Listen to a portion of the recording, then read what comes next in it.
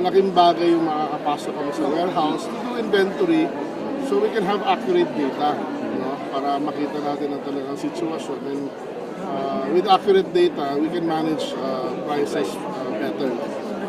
And sir, papayagan na rin po ni President yung importation ng NFT because No. Wala sa bagong RTL. Bawal pa rin.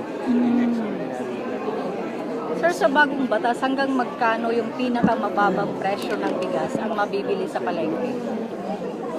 Well, it will take time, dahil we have to, the additional investments will take years para magkaroon ng effect.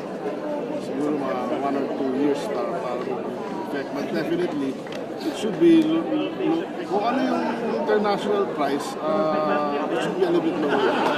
Depende yan, hindi mo mapangako yan ng basta-basta. But more or less, we can be assured na mas mababa in the future. So, this is one of the priority measures set sa LEDA. So, aside from this, ano pa yung ibang mga priority measures na pinapush ng DA na nasa horizon? So, well, one thing that we would like to push for is mabalik talaga sa amin yung extension workers namin. Dahil sa devolution na nangyari, para kaming, ang DA is like agency with a lot of generals pero walang foot soldiers.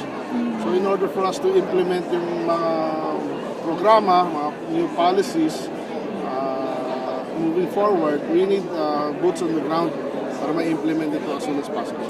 Sir, yung sinasabi ninyo na 1 to 2 years na may mararamdaman na yung possible na pagbaba ng presyo, by how much, sir, lower compared to imported rice yung sinasabi po ninyo? At least ilang At least percent? 10%. So, at least 10% less.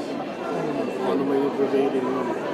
But definitely as long as we can produce more per hectare, it should lower the price a bit without affecting farmers' income. Sir, how is the monitoring of DA insofar as the agricultural products and livestock products are concerned? At least for hanggang sa pagtatapos ng taon na ito. Sa ngayon, ang pinakamalaking problema ko talaga, wala akong data, kulang ako sa data. But of course, this year, nabigyan ako ng malaking digitalization budget, which was just bidded out recently. Medyo bagal na yung proseso. By next year, we'll have a command center na. So DA, we'll be tracking and monitoring everything na. So next year, mas makikita natin na hopefully mas stable ang prices of all goods and if possible, lower. Sir, ngayon kasi 42 pesos, sabi niyo posibleng bumaba ng 10%, so baka nasa 40 pesos. Well, sa kadiwa ng Pangulo program natin, we've started selling at 40 pesos na. So next year, ang target natin is to break 40 pesos. Hopefully by the end of January, meron tayo 39, 38, maximum. Okay. Thank you, sir. Yung sa importation,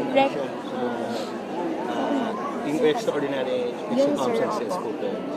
Only the president can do that. But as of the moment naman, while NFA cannot import, it doesn't mean that the government cannot import anymore.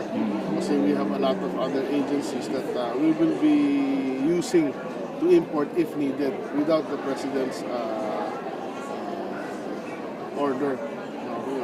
Kami lang sa DA, pwede na namin utusan ng FTI to import or another company called Planters Products Incorporated to import in case we need to balance the situation.